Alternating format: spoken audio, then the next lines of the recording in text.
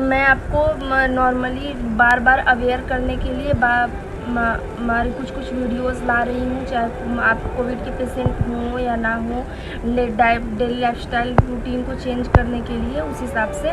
तो आज हम कुछ प्राणायाम के लिए बात करेंगे। तो दो मैं कम से स्पेशली 2 प्राणायाम बताऊंगी जो लंग्स की कैपेसिटी के लिए सबसे ज़्यादा अच्छा होता है। और आप इस हिसाब से जान बारे समझ सकते हैं कि चाहे वो कोरोना हो, चाहे वो कोई भी बीमारी हो, अगर आपकी इम्यूनिटी अच्छी है, लंग्स की कैपेसिटी और बॉडी ऑर्गन्स की कैपेसिटी अच्छी है, तो आपको कोई भी प्रॉब्लम, कोई भी बीमारी आ जाए, आपको कभी कुछ नहीं हो सकता।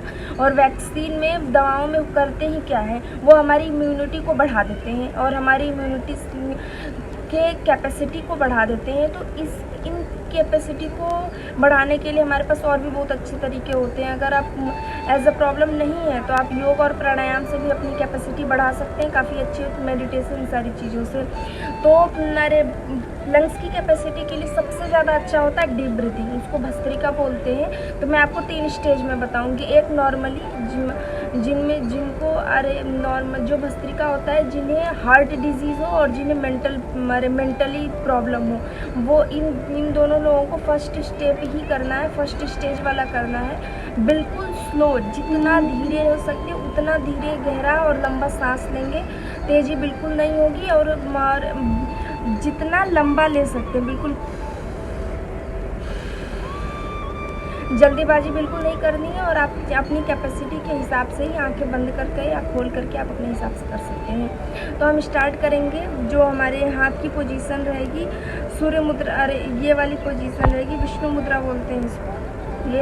ये प्राण के लिए सबसे ज़्यादा अच्छा होता है और बॉडी की एनर्जी के लिए भी सबसे ज़्यादा अच्छा होता है। ये दोनों इंडेक्स फिंगर और मिडिल फिंगर दोनों थंब के बेस में लगेगा। ये दोनों इस तरीके से दोनों हाथ की पोजीशन रहेगी। तो फर्स्ट स्टेज में इस तरीके से करेंगे, बिल्कुल नॉर्मली। जितना लंबा गहरा हो सकता, जितना लंबा और जितना गहरा सांस भर सकते हैं उतना लंबा और गहरा सांस भरेंगे।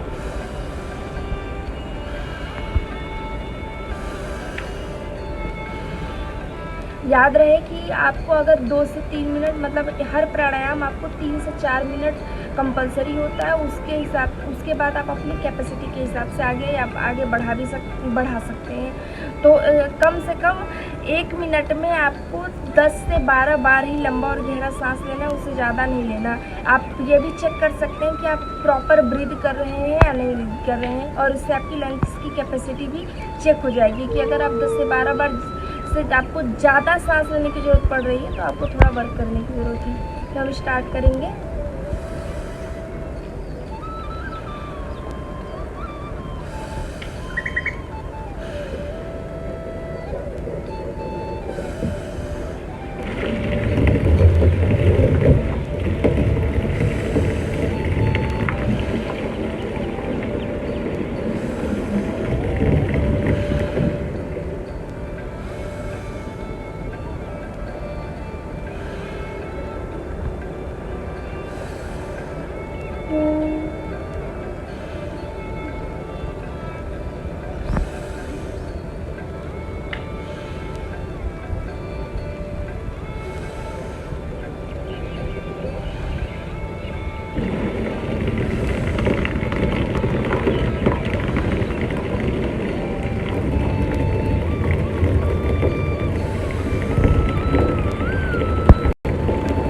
आपको इस बात का ध्यान रखना है कि आप जब सांस ले रहे हैं तब भी आप कुछ सेकेंड तक, 1 या 2 सेकेंड तक रोक के रखिए। और जब आप सांस को छोड़ रहे हैं, जैसे सांस छोड़ना है, लिया,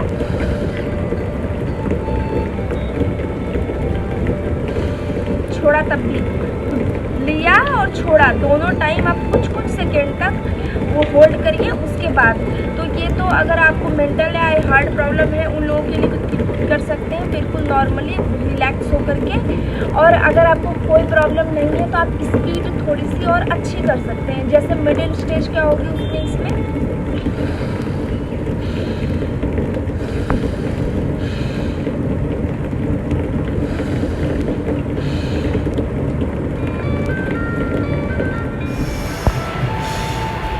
इसमें आपको होल्ड नहीं करना है, सिर्फ लंबा गहरा सांस भरना है और छोड़ना है, भरना है और छोड़ना है। तो इसमें आप बिल्कुल पहले वाले की तरह जैसे हम भर रहे थे, फिर होल्ड, फिर छोड़ रहे थे, भर रहे थे, फिर होल्ड, फिर छोड़ रहे थे। तो ऐसा आपको बिल्कुल जैसे इस तरीके से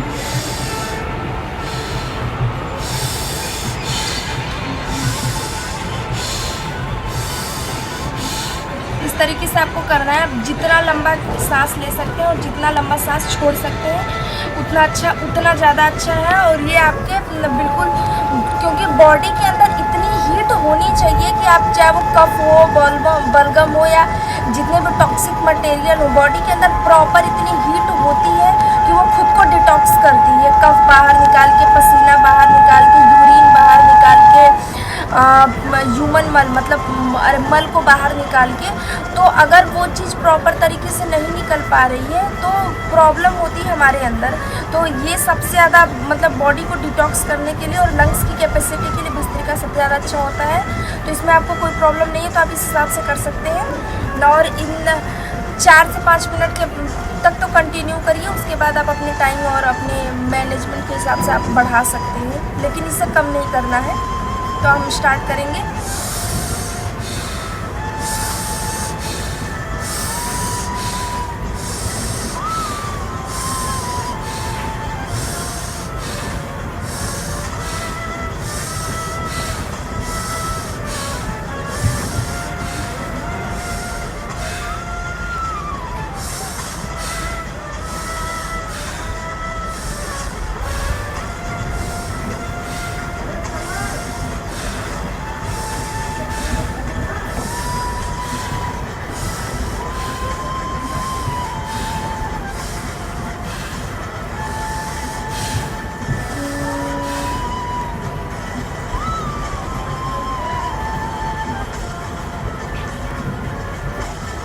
हर प्राणायाम के बाद आपको थोड़ी देर शांत, क्योंकि भस्त्रिका प्राणायाम करने के बाद सिर में और पूरे बॉडी में एकदम अच्छी सी वाइब्रेशन फील होती है।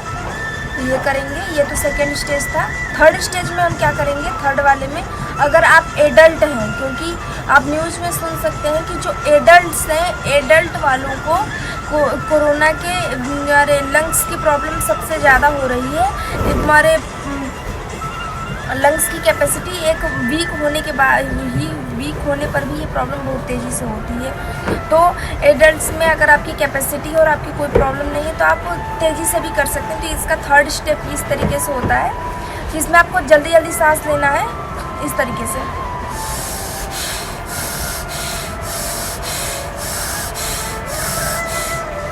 इस बात का ध्यान रखना है आपको कि जब हम भस्त्रिका करते हैं, मैंने आप अपने most of the pranayama video में भी बिल्कुल प्रॉपर टेक्निक के हिसाब से बताया है कि किस हिसाब से करना है और किस हिसाब से नहीं करना है।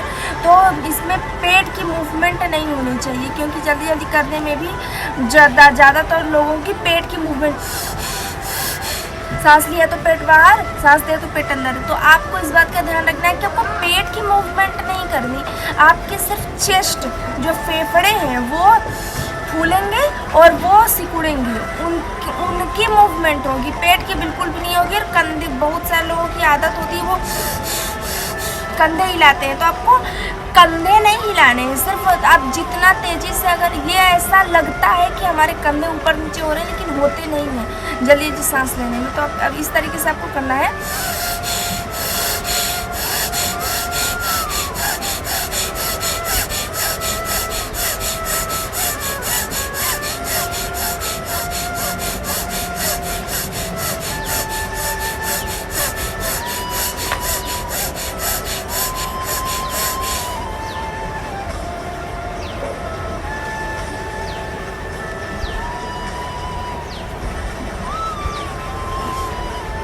इतने के बाद ही आप देखेंगे कि नाक में एक अजीब सी गर्माहट महसूस होने लगती है। और थर्ड वाला जो हम करते हैं, जो थर्ड स्टेज वाला जल्दी जल्दी वाला, मुश्किल से 1 मिनट और आधे मिनट करने के बाद ही आपको लगता है कि एकदम पूरे शरीर में कंपन महसूस हो रहा है, पूरे शरीर में वाइब्रेशन। तो ये सबसे ज़्यादा अच्छा होता है। और ये लंग्स की कैपेसिटी के लिए दूसरा होता है कपालभाति। कपालभाति सबसे ज़्यादा अच्छा होता है। ये पेट के लिए तो अच्छा होता है लेकिन फेफड़ों के लिए भी अच्छा होता है, क्योंकि हमें पता है कि हमारे फेफड़े के नीचे डायफ्राम होता है। डायफ्राम जो तो ये हमारे ये जो कपालभाति होता है, फेफड़ों की मूवमेंट जितनी अच्छी तरीके से होगी लंग्स की कैपेसिटी के लिए वो उतना ज़्यादा अच्छा होता है।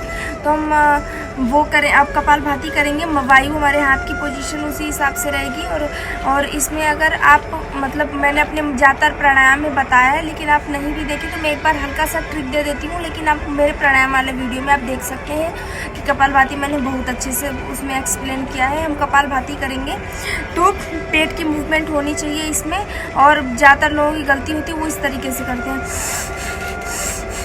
इसमें ये नहीं करना, इसमें इस बात को आपको ध्यान देना है कि आपको सांस जो है ऑटोमेटिक आती रहेगी, आपको फोर्स के साथ सिर्फ एक्सेल करना है, सिर्फ सांस को छोड़ना है। तो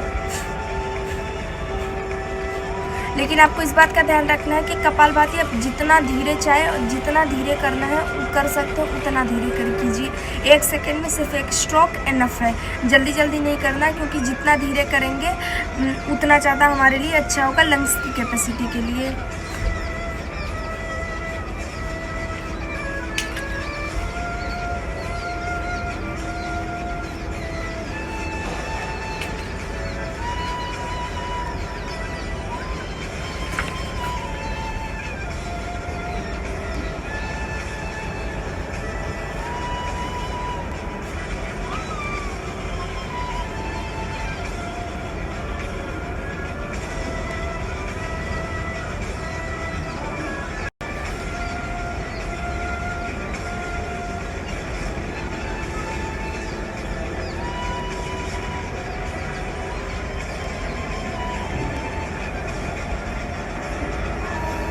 तो ये कपालभाति प्राणायाम था।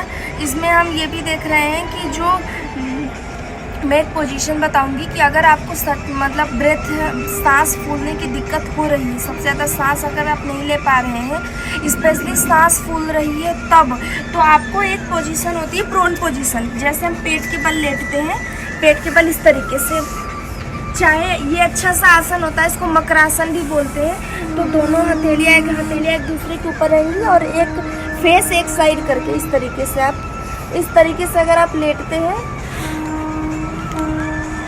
तो ये सबसे ज़्यादा अच्छी पोजीशन होती है हमारे फेफड़ों के लिए। इससे प्रॉपर जो हवा का संचार होता है हमारे बॉडी में प्रॉपर तरीके से होता है।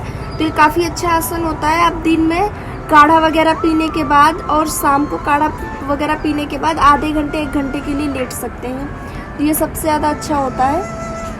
ये पोजीशन भी अच्छे थे। और आप करवट भी लेट सकते हैं। करवट में आपको इस तरीके से हाथ थोड़ा सा टेढ़ा कर लीजिए, ये बाल आसन होता है। और ये पैर फोल्ड करके अपने आप के इसके पास आएंगे, कोहनी के पास आएंगे और इस तरीके से भी आप लेट सकते हैं। इस तरीके से, क्योंकि पेट के बल लेटने में लोगों का पेट थोड़ा दब जाता है, तो जिनको पेट की प्रॉब्लम होती है उन्हें प्रॉब्लम होती है। तो पेट दब रहा है तो आप इस तरीके से, आपको पेट भी नहीं आ पाएगा, पेट दबेगा भी नहीं। और ये काफ़ी अच्छी पोजीशन होती है। ये दोनों, अगर आपको सांस फूलने की प्रॉब्लम हो रही है तो आप इस तरीके से लेट सकते हैं। और सांस फूलने में मैं एक उपचार बताऊंगी। और ये एक चीज़ होती है कि सांस अगर आपको फूल रही है तो आप भीमसेनी कपूर या शुद्ध देसी कपूर, जहाँ पे आयुर्वेदिक दवाएं मिलती हैं, आप वहाँ से लेकर आइए। एक सूती कपड़े में, मलमल के या सूती के कपड़े में, जिससे पनीर वगैरह छानते हैं, तो उस कपड़े में अजवाइन, लौंग और सूती और एक भीमसेनी कपूर, इसको पोटली बना करके बांधिए। और जिनको ये प्रॉब्लम हो रही है, कोरोना के सिम्टम्स हैं और जिनको हो चुका है, उनको भी आप उनको नाक के पास लिए रहिए और वो प्रॉपर तरीके से उसको सूंघते रहेंगे। तो इस तरीके से उनको काफ़ी हमारे फ़ायदा पहुँचेगा। या तो आप नहीं हो पा रहा है तो कांच के डिब्बे में भीमसेनी कपूर को रख दीजिए और हर कुछ मिनट पे उनको सूंघाते रहिए। तो उस तरीके से आपको काफ़ी ज़्यादा लाभदायक होगा। तो ये दोनों आप उपचार कीजिए, ये सांस फूलने के लिए सबसे ज़्यादा अच्छा होता है। और प्राणायाम करते रहिए और अपनी कैपेसिटी और बॉडी की इम्यूनिटी को बनाए रखिए। धन्यवाद।